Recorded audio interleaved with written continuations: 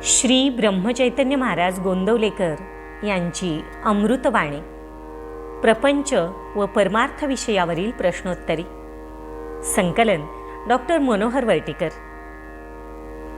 सुख दुःख आणि समाधान याविषयी महाराजांना विचारल्या जाणाऱ्या प्रश्नांपैकी 3 प्रश्न या भागात आपण घेणार आहोत.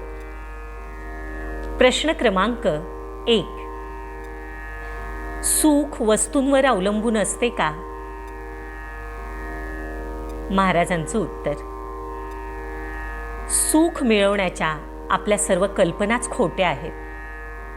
एकच वस्तू एकाला सुखरूप वाटते तर दुसऱ्याला दुःखरूप वाटते. म्हणजे ती वस्तू मुळात दोन्ही नाही, सुखरूप नाही किंवा दुःखरूपही नाही. जी वस्तू आज आपल्याला सुखाची वाटते ती उद्या तशी वाटेलच असं नाही.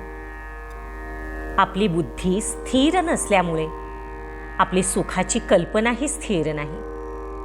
म्हणूनच एखाद्या वस्तूमध्ये सुख आहे ही कल्पनाच चुकीची आहे. प्रश्न क्रमांक 2. महाराज, दुर्बुद्धी कशाला म्हणावे?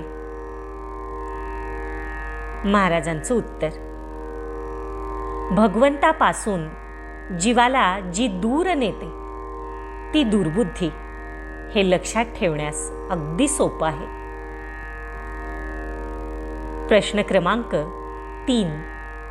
महाराज, आपण नेहमी म्हणता आनंदात राहावं. असं माणसाला ठरवून आनंदात राहता येईल का? महाराजांचं उत्तर: मी म्हणतो तो आनंद कसा आहे? इतर काही नसून जो आहे तो आनंद. ज्याला काळाचं परिस्थितीचं बंधन नाही असा जो आनंद, त्या आनंदात राहावं. काल परिस्थितीने होणारा आनंद होईनासा झाला की तो आनंद मिळेल. समजतंय ना मी काय म्हणतोय ते? उर्वरित प्रश्नोत्तरी पुढील भागात. श्रीराम जय राम जय जय राम. व्हिडिओ लाईक करा, शेअर करा, सबस्क्राईब करा आणि कमेंट्सही जरूर करा.